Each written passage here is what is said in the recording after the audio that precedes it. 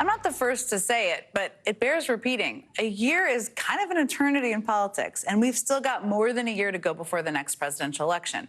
But right now, it looks very much like we are staring down another matchup between Joe Biden and Donald Trump. And the new NBC News poll out today is just the latest to show that Biden and Trump are virtually tied, which shouldn't be a surprise to anyone.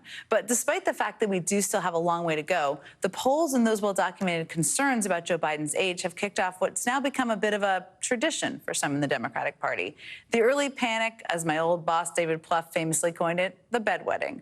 So how concerned should Democrats be?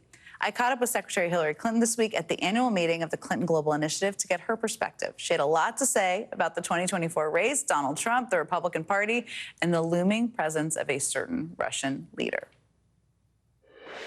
The polling right now for 2024 for the presidential race is tied. Is that something that surprises you or worries you?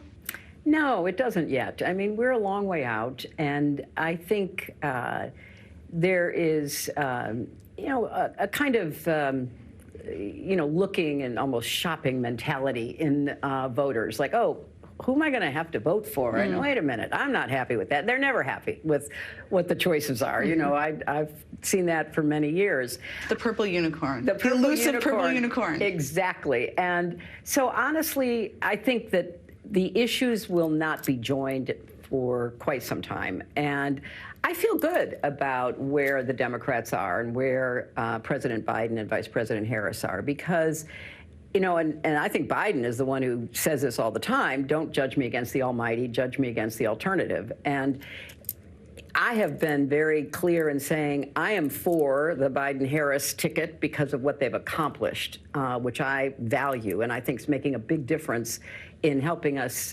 shape our future. But I'm also for them because the alternative is so dangerous. And I think people will begin to pay more attention as time goes by.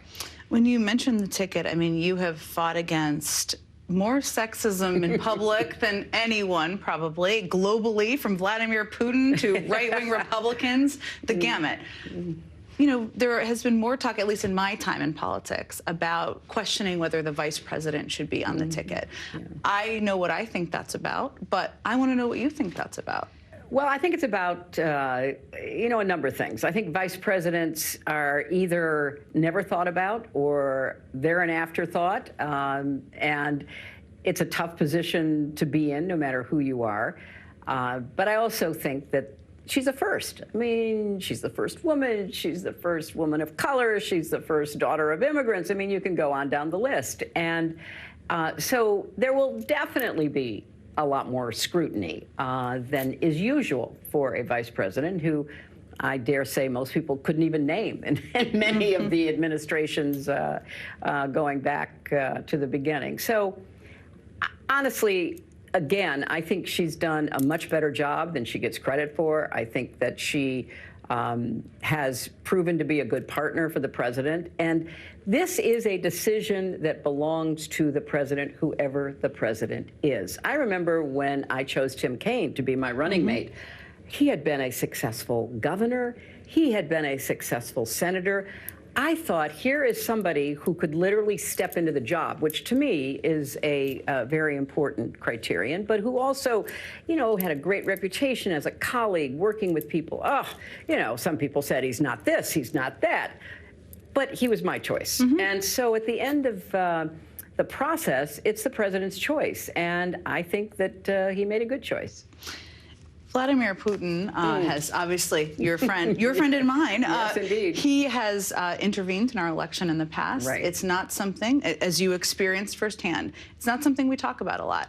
Do you fear that that is something that could be happening for 2024? And do you think we should be talking about it more? Well, I think we should be talking about it more because I don't think, despite all of the deniers, there's any doubt that he interfered in our election or that he has interfered in many ways in the internal affairs of other countries, funding political parties, funding, political candidates, buying off, government officials in different places. So that is his opus, his opus operandi, in the sense that he hates democracy. He particularly hates the West, and he especially hates us. And he has determined that he can do two things simultaneously.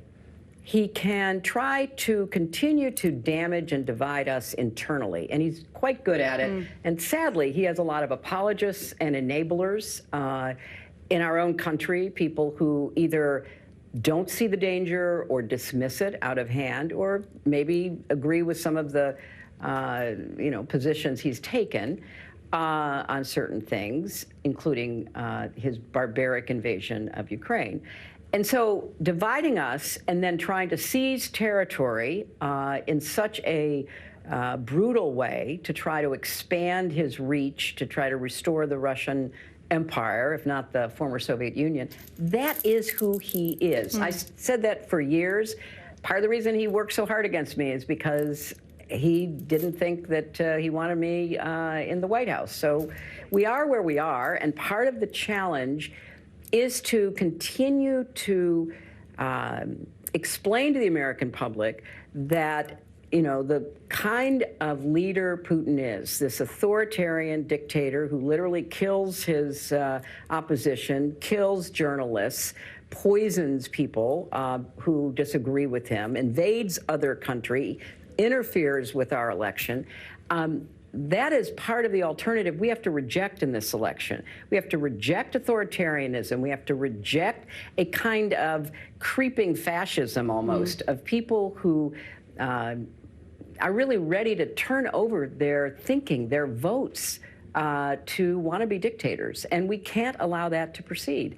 So I think it's fair to say that you have a tough job, because you have to talk about what's happening in the news, but you also have to keep people's eyes on what's right behind the horizon. And I fear that the Russians have proved themselves to be quite adept at interfering, and if he has a chance, he'll do it again.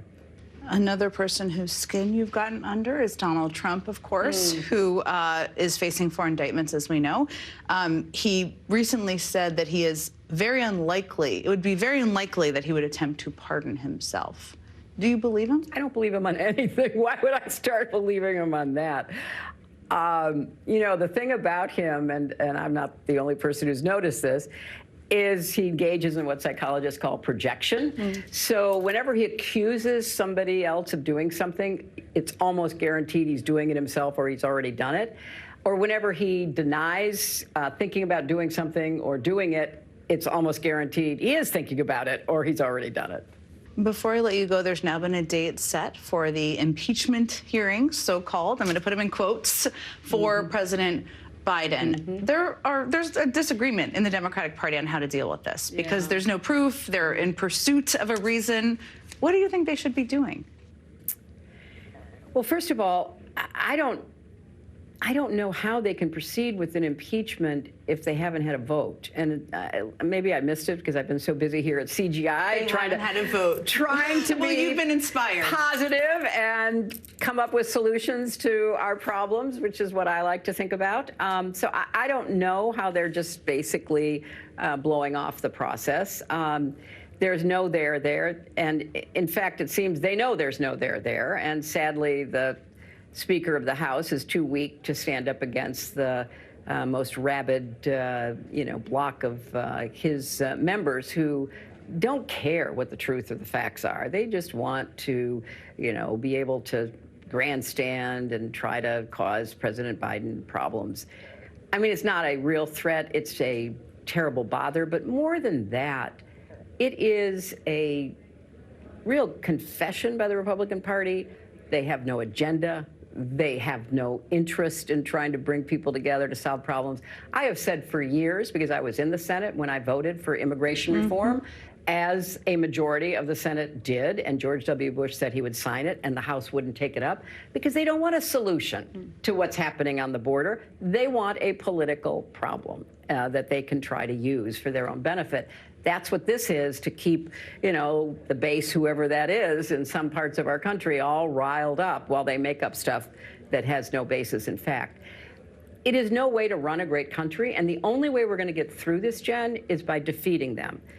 People say to me all the time, well, what can we do? And I say, well, you can vote. And they go, well, what else? I said, that's the most important thing. That's the one. That's it. You get up there and you vote, and you vote for people who actually want to get things done and don't traffic in lies and falsehoods and hatred and divisiveness. That's what you can do to help our country.